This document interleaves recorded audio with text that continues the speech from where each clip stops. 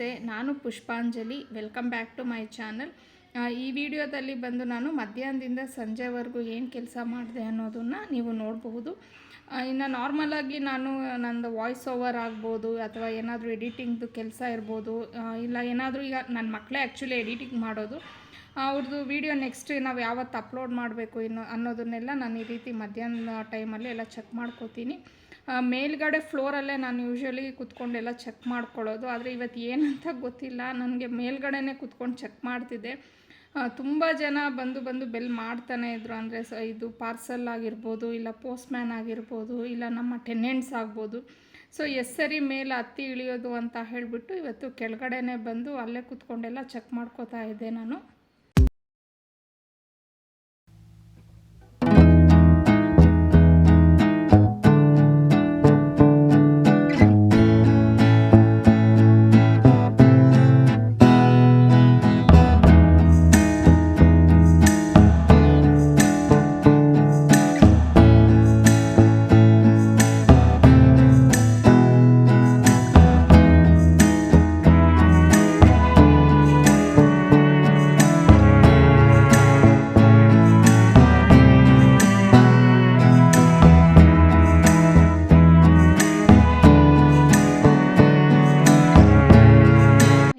ಸುಮಾರು ಟೈಮು 1-2 ಗಂಟೆ ಆಗಿದೆ. ಇನ್ನು ಪಾವನಿ ಬರೋದು 3:30ಗೆ, ಅಂದರೆ ಅವಳು ನಾವು ಕರ್ಕೊಂಡು ಬರಬೇಕು ನಾನು. ಸೊ ಅವಳು ಬರೋ ಅಷ್ಟೊತ್ತಿಗೆ ನನಗೆ ಸಿಕ್ಕಿರೋ ಈ 1.5 ಅವರ್ ಟೈಮಲ್ಲಿ ನಾನು ನನ್ನ ಕೆಲಸಗಳೇನಾದರೂ ಇದ್ದರೆ ಪೆಂಡಿಂಗ್ ವರ್ಕನ್ನೆಲ್ಲ ಮಾಡ್ಕೋತೀನಿ. ಇನ್ನು ಅಡುಗೆ ಮತ್ತು ಟಿಫನ್ನು ಬೆಳಿಗ್ಗೆನೇ ಮಾಡಿಬಿಡ್ತೀನಿ. ಅದು ಸಾಮಾನ್ಯವಾಗಿ ನನ್ನ ರೆಗ್ಯುಲರ್ ವ್ಯೂವರ್ಸ್ಗೆ ಗೊತ್ತಿರೋ ಅಂಥ ವಿಚಾರನೇ. ಸೊ ಸಾಂಬಾರೆಲ್ಲ ಮಾಡೋ ಅಂಥದ್ದೆಲ್ಲ ಏನೂ ಇರಲಿಲ್ಲ ಇವಾಗ, ನನಗೆ ಬೆಳಿಗ್ಗೆನೇ ಮಾಡಿ ಇಟ್ಟಿದ್ದೀನಿ. ಇನ್ನು ಊಟ ಬಂದು ಒಬ್ಬಳೇ ತಿನ್ನೋಕೆ ನನಗೂ ಬೇಜಾರು. ಸೊ ಪಾವನಿ ಬರ್ತಾಳಲ್ವ, ಅವಳ ಜೊತೆನೇ ಕೂತ್ಕೊಂಡು ನಾನು ಊಟ ಮಾಡೋದು.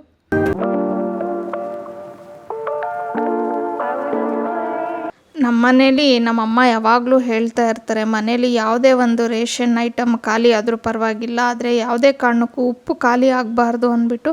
ಅಂದರೆ ಉಪ್ಪು ಯಾವಾಗಲೂ ಮನೇಲಿ ಸ್ಟಾಕ್ ಇರಲೇಬೇಕಂತೆ. ಆ ರೀತಿ ನೋಡ್ಕೊ ಅಂತ ಅಂದ್ಬಿಟ್ಟು ಅಮ್ಮ ನಮಗೆ 3 ಜನಕ್ಕೂ ಹೇಳ್ಕೊಡ್ತಾ ಇರ್ತಾರೆ ಈ ಮಾತನ್ನು. ಸೊ ನಾವು ಅದನ್ನು ಪರ್ಫೆಕ್ಟಾಗಿ ಫಾಲೋ ಮಾಡ್ತೀವಿ. ನಾನು ಯಾವುದೇ ರೇಷನ್ ಖಾಲಿ ಆದರೂ ಅಷ್ಟೊಂದು ತಲೆ ಕೆಡಿಸ್ಕೊಳ್ಳಲ್ಲ. ಆದರೆ ಉಪ್ಪು ಮಾತ್ರ ನಾನು ಇನ್ನೂ 1-2 ಪ್ಯಾಕೆಟ್ಸ್ ಇದ್ದಂಗೆ ನಾನು ಮತ್ತೆ ಅದನ್ನು ತರಿಸಿಟ್ಕೊಂಡ್ಬಿಡ್ತೀನಿ.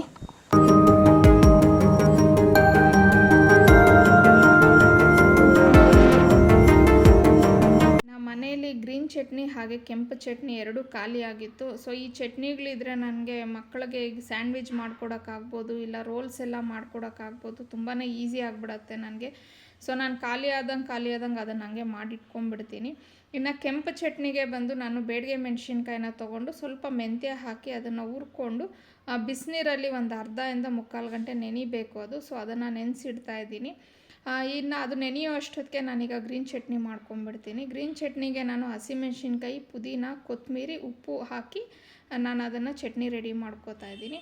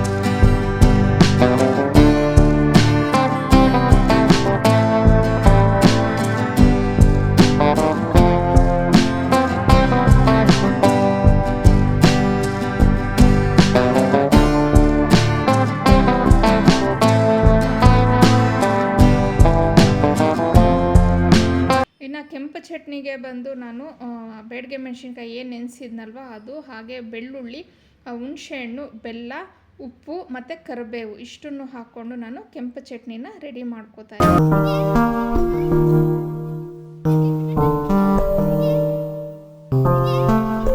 ಸೊ ಇವೆರಡೂ ಈ ರೀತಿ ಒಂದು ಬಾಟಲಲ್ಲಿ ಫಿಲ್ ಮಾಡಿ ನಾನು ಫ್ರಿಜ್ಜಲ್ಲಿ ಸ್ಟೋರ್ ಮಾಡ್ಕೋತೀನಿ. ನಾನು ಇಲ್ದಿದ್ರೂ ಸಹ ಮಕ್ಕಳು ಇದನ್ನು ಬೇಕು ಅಂದಾಗ ಎತ್ಕೊಂಡು ಯೂಸ್ ಮಾಡ್ಕೊಳ್ಳೋಕ್ಕೆ ಈಸಿಯಾಗಿರುತ್ತೆ ಅಂತ ಹೇಳಿ.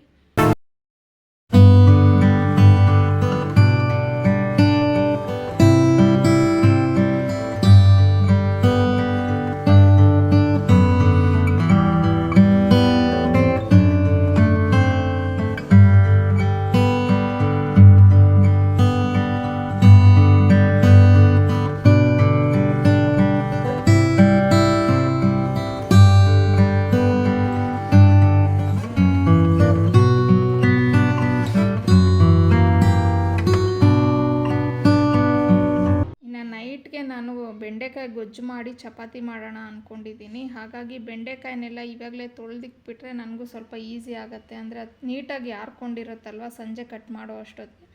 ಸೊ ನಾನು ಯಾವಾಗಲೇ ಬೆಂಡೆಕಾಯ್ದು ಏನೇ ಪಲ್ಯ ಮಾಡಲಿ ಇಲ್ಲ ಗೊಜ್ಜು ಮಾಡಲಿ ಆದಷ್ಟು ಬೇಗನೆ ಅದನ್ನೆಲ್ಲ ಕ್ಲೀನ್ ಮಾಡಿ ಇಟ್ಕೊಂಡ್ಬಿಡ್ತೀನಿ.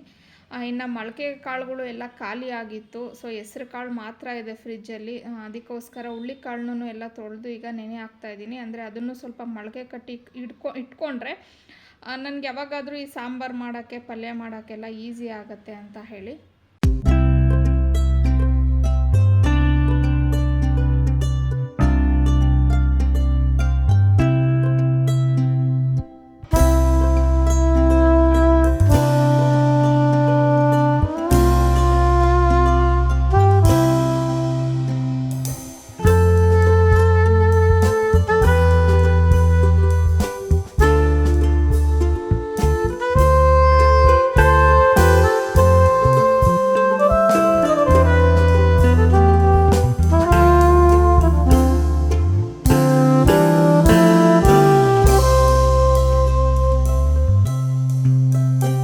ಕೆಲಸ ಮಾಡ್ತಿದ್ದಂಗೆ ಆಗಲೇ ಟೈಮ್ 3:30 ಆಗೇ ಹೋಯಿತು. ಸೊ ಈಗ ಪಾವನಿನ ಕರ್ಕೊಂಡು ಬರೋಕ್ಕೆ ಹೋಗಬೇಕು. ಪಾವನಿ ಸ್ಕೂಲ್ ಹತ್ರ ಎಲ್ಲ ನಾನೇನು ಹೋಗೋದಿಲ್ಲ, ಅವಳು ಬಸ್ಸಲ್ಲಿ ಬರ್ತಾಳೆ. ಸೊ ನಾನು ಬಸ್ ಸ್ಟಾಪ್ ನಮ್ಮ ಮನೆಯಿಂದ ಸ್ವಲ್ಪ ಬಸ್ ಸ್ಟಾಪ್ ದೂರ ಇದೆ. ಹಾಗಾಗಿ ನಾನು ಬಸ್ ಸ್ಟಾಪ್ ಹತ್ರ ಹೋಗಿ ಅವಳನ್ನ ಕರ್ಕೊಂಡು ಬರಬೇಕು.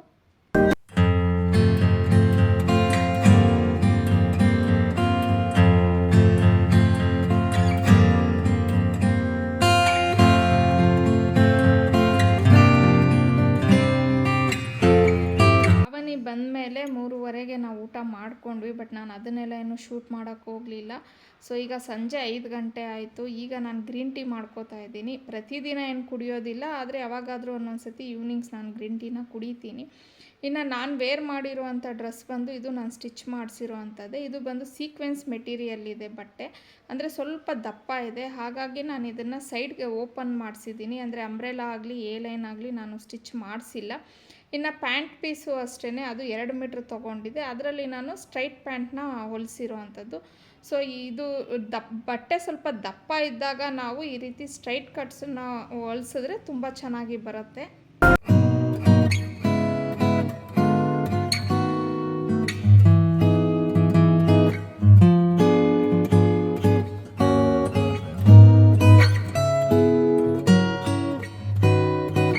ಸಂಜೆ ಆಯಿತು. ಹನಿ ಬಂದಿದ್ಲಲ್ವ, ಹನಿಗೆ ಹೇಳಿದೆ ದೀಪ ಹಚ್ಚಮ್ಮ ಅಂತ ಹೇಳಿಬಿಟ್ಟು ಅವಳೇ ಕೈಕಾಲು ಮುಖ ತೊಳ್ಕೊಂಡು ದೀಪ ಎಲ್ಲ ಹಚ್ಚಿದ್ಲು.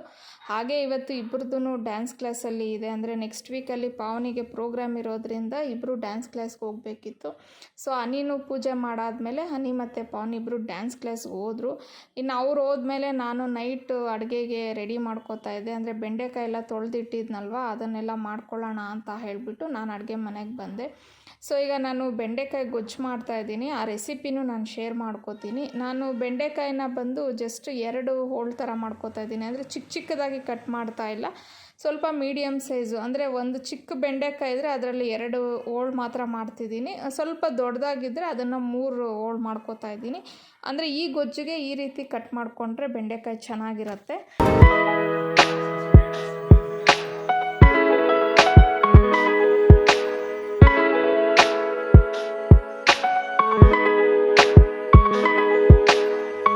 ಸೊ ಈಗ ಇದನ್ನು ಬೆಂಡೆಕಾಯಿ ಏನು ನಾನು ಸುಮಾರು ಒಂದು ಅರ್ಧ kg ತೊಗೊಂಡಿದ್ದೀನಿ.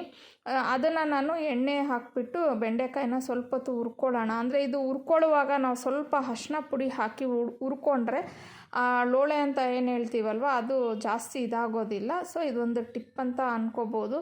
ಸೊ ಈಗ ನಾನು ಇದನ್ನು ಈ ರೀತಿ ಫ್ರೈ ಮಾಡ್ಕೋತಾ ಇದ್ದೀನಿ. ನಮ್ಮನೇಲಿ ನಾವು ಗೋಧಿ ಹಸಿಟ್ಟು ರೆಡಿಮೇಡ್ ಏನು ತರೋದಿಲ್ಲ. ನಾನು ಗೋಧಿನ ತಂದು ಅದಕ್ಕೆ ಮೆಂತ್ಯ ಕಾಳೆಲ್ಲ ಹಾಕಿ ಬೀಸ್ಕೊಬಂದು ಇಟ್ಕೋತೀನಿ. ಒಂದು 5 kg ಗೋಧಿನ ತಂದು ಬೀಸ್ಕೊಂಡ್ರೆ ನನಗೊಂದು 20 ದಿನ ಬರುತ್ತೆ ಅಷ್ಟೇ. ಒಂದು ಸತಿ ತಿಂಗಳಲ್ಲಿ 2 ಸತಿನೂ ನಾನು ಗೋಧಿನ ಬೀಸಿಸ್ತೀನಿ. ಅಂದರೆ ಒಂದೇ ಸತಿ 10 kg ಎಲ್ಲ ಬೀಸಕ್ಕೆ ಹೋಗಲ್ಲ, 5-5 kgನೇ ತಂದು ಬೀಸಿಸ್ಕೊಳ್ಳೋದ್ರಿಂದ ನನಗೊಂದೊಂದು ಸತಿ ತಿಂಗಳಲ್ಲಿ 2 ಸತಿ ಬೀಸ್ಕೋಬೇಕಾಗತ್ತೆ.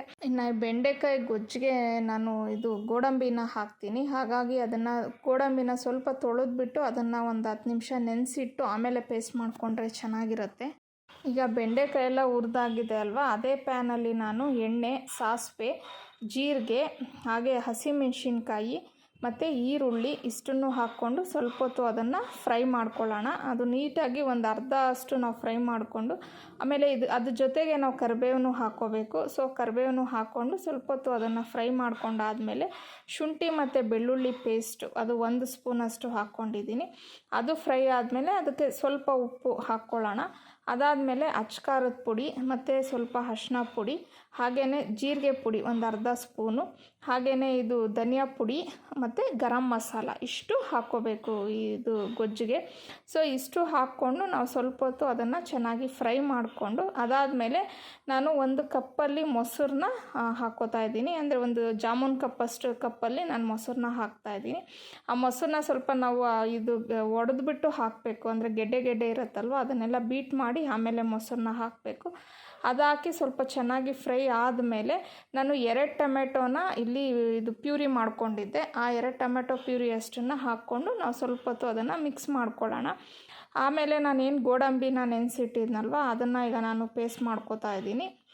ಸೊ ಈ ಗೋಡಂಬಿ ಪೇಸ್ಟನ್ನು ಇದಕ್ಕೆ ಹಾಕ್ಕೊಂಡು ಸ್ವಲ್ಪ ಚೆನ್ನಾಗಿ ಅದನ್ನು ಫ್ರೈ ಮಾಡ್ಕೊಳ್ಳೋಣ. ಅಂದರೆ ಸ್ವಲ್ಪ ನಾವು ಫ್ರೈ ಮಾಡುವಾಗ ಎಣ್ಣೆ ಮೇಲೆ ಬರೋ ಥರ ಫೀಲ್ ಆಗುತ್ತೆ ನಮಗೆ. ಅಲ್ಲಿವರೆಗೂ ಅದನ್ನು ಫ್ರೈ ಮಾಡಿಕೊಂಡು ಆಮೇಲೆ ನಾವೇನದು ಹುರಿದಿಟ್ಕೊಂಡಿದ್ವಲ್ವ ಬೆಂಡೆಕಾಯಿ ಅದನ್ನು ಹಾಕಬೇಕು. ಅದನ್ನು ಹಾಕಿ ನೀರು ಎಷ್ಟು ಬೇಕೋ ನೋಡಿಕೊಂಡು ನಾವು ನೀರನ್ನು ಹಾಕ್ಕೊಂಡು ಒಂದು ವೇಳೆ ಉಪ್ಪು ಏನಾದರೂ ನಾವು ಹಾಕಿರೋದು ಸಾಟೇಜ್ ಆಗಿದೆ ಅಂದರೆ ಉಪ್ಪು ಇನ್ನೂ ನಮಗೆ ಸ್ವಲ್ಪ ಬೇಕು ಅಂತಂದರೆ ಹಾಕ್ಕೊಂಡು ಅದನ್ನು ಸ್ವಲ್ಪ ಹೊತ್ತು ಬೇಯಿಸಿ ಮಾಡಿಕೊಂಡ್ರೆ ಗೊಜ್ಜು ರೆಡಿ ಆಗುತ್ತೆ. ಸೊ ಇನ್ನು ಮಕ್ಕಳು ಬಂದಿರಲಿಲ್ಲ, ಅದೇ ಡ್ಯಾನ್ಸ್ ಕ್ಲಾಸ್ಗೆ ಹೋಗಿದ್ರು ಅಂತ ಹೇಳಿದ್ನಲ್ವ. ಸೊ ಅದಕ್ಕೆ ಅವ್ರು ಬಂದಮೇಲೆ ಅವ್ರಿಗೆ ಚಪಾತಿ ಮಾಡಿಕೊಡೋಣ ಅಂದ್ಬಿಟ್ಟು ಈಗ ನನಗೆ ಮತ್ತು ನಮ್ಮ ಮನೆಯವ್ರಿಗೆ ಮಾತ್ರ ಚಪಾತಿ ಮಾಡ್ತಾಯಿದ್ದೀನಿ. ಅವ್ರು ಬಂದಾಗ ಬಿಸಿ ಹಾಕ್ಕೊಡೋಣ ಅಂದ್ಬಿಟ್ಟು ಅಷ್ಟೇ. ಇನ್ನು ನಾವು ಯೂಶ್ವಲಿ ಒಂದು 8 ಗಂಟೆ 8:30 ಅಷ್ಟೊತ್ತಿಗೆ ನಾವು ಊಟ ಮಾಡ್ಕೊಂಡ್ಬಿಡ್ತೀವಿ. ಜಾಸ್ತಿ ಟೈಮ್ ಮಾಡೋಕ್ಕೆ ಹೋಗಲ್ಲ. ನನಗೆ 9 ಗಂಟೆ ಆದಮೇಲೆ ಊಟ ಮಾಡಿದ್ರೆ ನನಗೆ ನಿದ್ದೆ ಬರೋದಿಲ್ಲ. ಆ ರೀಸನ್ಗೆ ನಾನು ಆಲ್ಮೋಸ್ಟ್ ಟ್ರೈ ಮಾಡ್ತೀನಿ 8 ಗಂಟೆ ಅಷ್ಟೊತ್ತಿಗೆ ಊಟ ಮಾಡಿಬಿಡ್ಬೇಕು ಅಂತ ಹೇಳಿ. ಇನ್ನು ಇವತ್ತಿಗೆ ನನ್ನ ಈ ವ್ಲಾಗ್ ಮುಗ್ದಿದೆ. So thanks for watching. ನಿಮಗೆ ಈ ವ್ಲಾಗ್ ಸ್ವಲ್ಪನಾದರೂ ಇಷ್ಟ ಆಗಿದ್ರೆ ಲೈಕ್ ಮಾಡಿ, ಶೇರ್ ಮಾಡಿ, ಕಮೆಂಟ್ ಮಾಡಿ, ಹಾಗೆ ಸಬ್ಸ್ಕ್ರೈಬ್ ಮಾಡ್ಕೊಳ್ಳಿ. See in the next vlog. Bye.